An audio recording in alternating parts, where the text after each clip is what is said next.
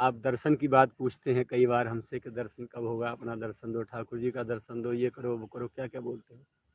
देखिए क्या बात कहते हैं, बड़े मर्म की बात है, संभव है आपका समाधान हो जाए। एक जिज्ञासु के साथ नित्य श्री ठाकुर जी खेलते थे, भगवान खेलते थे। एक दिन भगवान ने उससे कहा कि तू बिना संत सेवा के अभी अधूरा है, अतः अब तू पहले किसी संत की सेवा करके उसके अपनत्व का सर्टिफिकेट लेकर के आ, पूर्णता का प्रमाण पत्र लेकर के आ, किसी यूनिवर्सिटी से सर्टिफिकेट लेकर के आ, तभी तो तुझे सर्विस मिलेगी, अभी नहीं।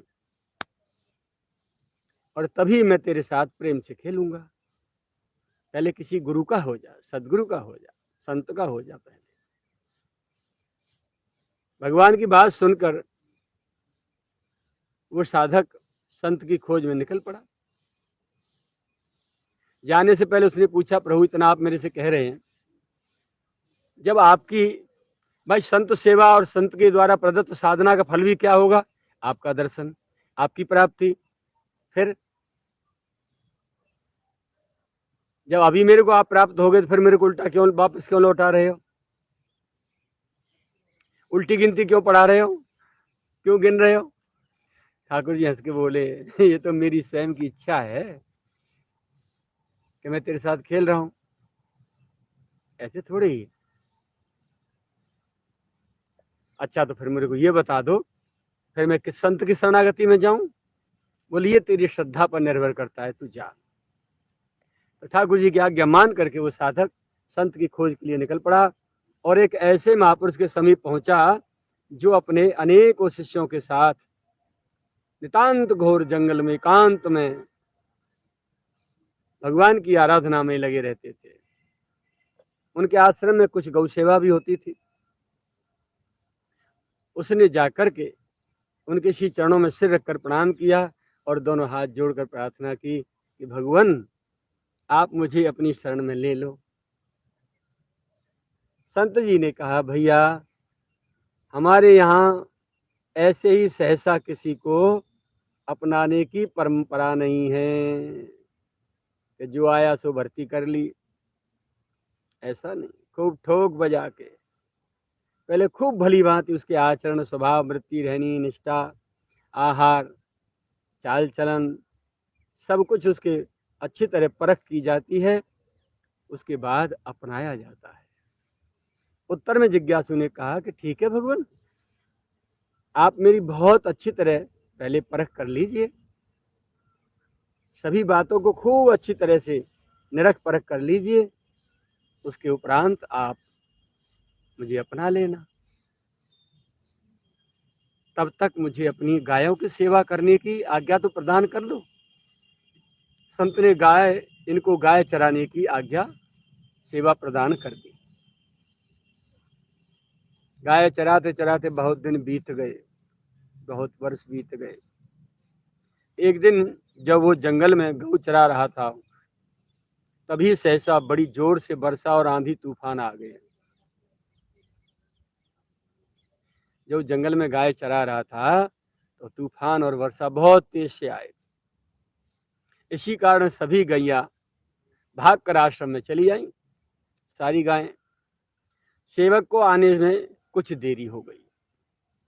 गाय तो बहुत पूरी तरह तेज भाग के आ रही हैं, वो तो कहीं भी होकर भाग जाती हैं, उनके कांटे थोड़ी लग रहे हैं। गायों को आई देखकर भरर भरर आश्रम में घुस गईं। गैयाओं को आई देखकर वात्सल्य के सिंधु महापुरुष का हृदय पिघला और आश्रम के द्वार पर आकर खड़े हो गए और अपने उस ग्वारिया के आने की प्रतीक्षा करने लगे और अपने शिष्यों से पूछने लगे कि अरे भैया, हमारी गाय तो सब आ गई, परंतु हमारा वो ग्वारिया नहीं आया, कहाँ रह गया वो? तब तक ही वो सेवक, वो साधक जो था, वहां आ पहुंचा। महापुरुष के श्री मुख से इस वाणी को सुनकर के हमारा ग्वारिया कहाँ रह गया, अभी तक नहीं आया। इस शब्द को सुनकर श्री चरणों में लोटपोट होकर गिर पड़ा और दोनों हाथ जोड़कर आज्ञा मांगने लगा अपने घर जाने की। भगवान, आज मेरी सेवा और मेरा वो सारा काम पूर्ण हो गया जिसके लिए मैं यहाँ आया था। बस इतनी बात की मुझे जरूरत थी, इतनी बात मेरे जीवन में अधूरी थी कि कोई संत मुझे अपना कह दे। वो आज पूरी हो गई। आपकी करुणार्द्र हृदय से ये अपनत्व की जो वाणी निकली है कि हमारो ग्वारिया कहाँ रह गए, बस इसी की जरूरत थी प्रभु। एक स्टंप लगानी थी मेरे जीवन में संत की सेवा की, संत के अपनत्व की, संत के अपनाने की। वो आज आपने कृपा करके पूरी कर दी। अब इसके आगे तो जो भी कुछ है वो सब मेरे पास पहले से ही मौजूद है।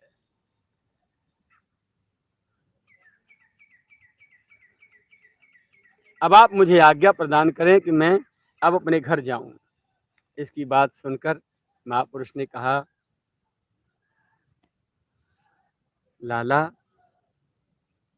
अभी तो हमने तुम्हें कुछ भजन साधना मार्ग नहीं दिया, अभी दीक्षा विक्षा भी परंपरागत जो होती हैं पूरी नहीं की गई, कुछ भी तो नहीं तुम्हें दिया हमने।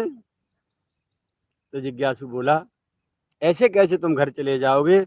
उत्तर में जिज्ञासु बोला कि भगवान, और जो भी आप मुझे देना चाहते हैं वह तो मेरे पास पहले से ही मौजूद है।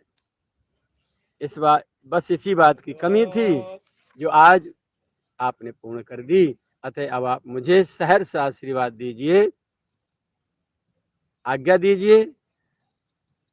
इसके अतिरिक्त मुझे और कुछ भी नहीं चाहिए। इस प्रकार महापुरुष की आज्ञा लेकर वो जिज्ञासु अपने घर चला आया।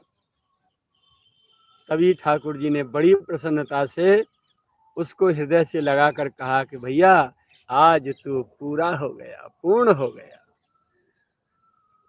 कोई भी कितना ही, ध्यान से सुनिए, कोई भी कितना ही ऊंचे से ऊंचा भजन साधना क्यों न कर ले, अपने मन से स्वतंत्र भजन साधना जो की जाती है उससे जीव अपूर्ण ही रहता है। अर्थात अपनी मनमुखी साधना से अध्यात्म पथ में यथार्थ प्रवेश नहीं हो सकता। यह तो किसी महापुरुष की सेवा के फलस्वरूप ही होता है, बिना महत कृपा के कल्याण हो ही नहीं सकता। यूनिवर्सिटी से आपको चाहे भले ही 3rd डिवीजन 33% मार्क्स की मार्कशीट मिले, वो वैलिड होगी, कहीं भी अप्लाई कर दीजिए। और यदि आप वहीं से मार्कशीट जिस अंक तालिका जिस कागज पर बनती है, अंक चढ़ाए जाते हैं, वो तुम अपने घर ले आओ, खाली कागज, और अपने आप उसमें अंक भर दो, और भले ही 100% भर दो, लेकिन बोर्ड सचिव की यदि स्टाम्प नहीं लगी है तो वैलिड नहीं होगी। तो अपनी मनमुखी ऊंची से ऊंची, बड़ी से बड़ी साधना क्यों न सही, वो वैलिड नहीं मानी जाती है। बिना सदगुरु कृपा के आप जो है प्रमाणित नहीं हो पाते, सर्टिफिकेट नहीं मिलता। रहु गणई तत्तपसा न याति, न चेज्यया निर्वपणाद् गृहाद्वा, न छन्दसा नैव जलाग्निसूर्यैर् विना महत् पादरजोऽभिषेकम्।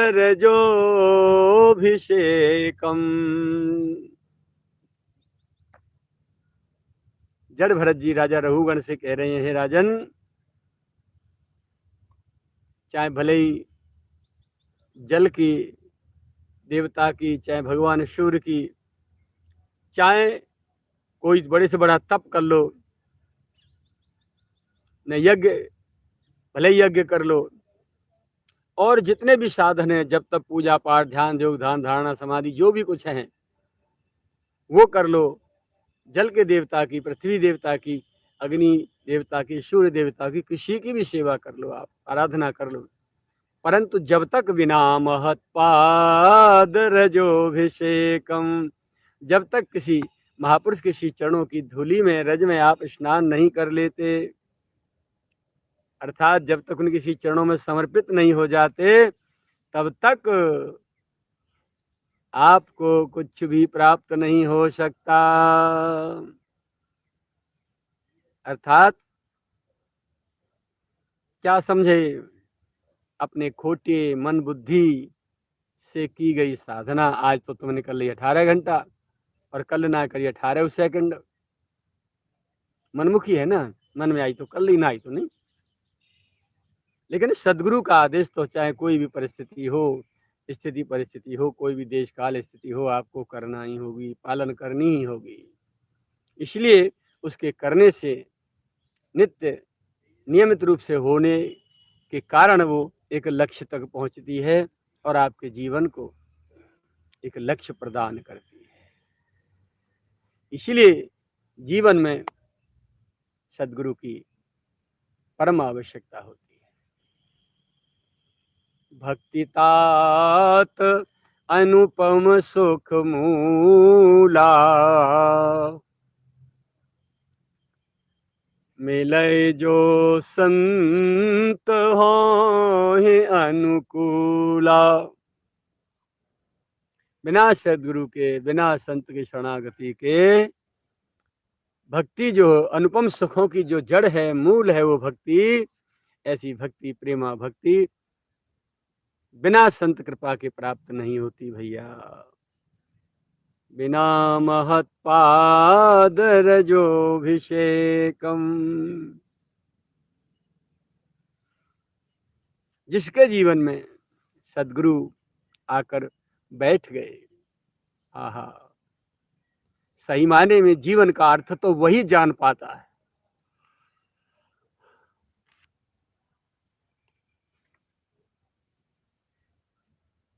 और जिसका जीवन सद्गुरु संरक्षण से, सद्गुरु के प्यार दुलार से अधूरा है, वो जीवन का सच्चा सुख और स्वाद कदापि नहीं ले सकता।